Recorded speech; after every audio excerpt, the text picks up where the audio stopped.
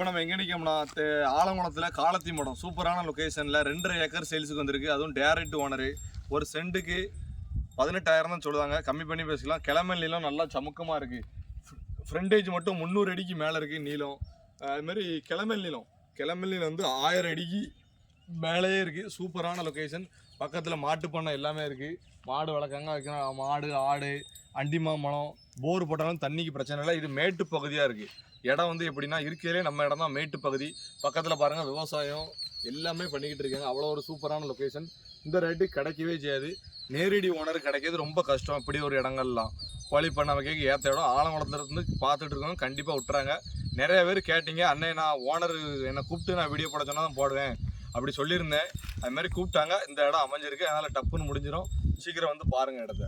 விட்டுறாங்க. இப்படி இடம்னா எடுத்து போட்டாலும் இன்வெஸ்ட்மெண்ட்டுக்கு ஏற்ற இடம். தார் ரோட்லேருந்து 1/2 கிலோமீட்டர் வந்தாலே போதும், நம்ம இடத்துக்கு வந்துடலாம். பனை மரமும் 10-20 மரம் கிட்ட நிற்கி, வேப்ப மரம் எல்லா மரமும் நிற்கி, பொலி வச்சு சூப்பராக இருக்குது. லொக்கேஷன் கிடைக்கவே செய்யாது. வேணுங்க மேலே இருக்க நம்பர் தொடர்பு நேரில் வந்துடுங்க.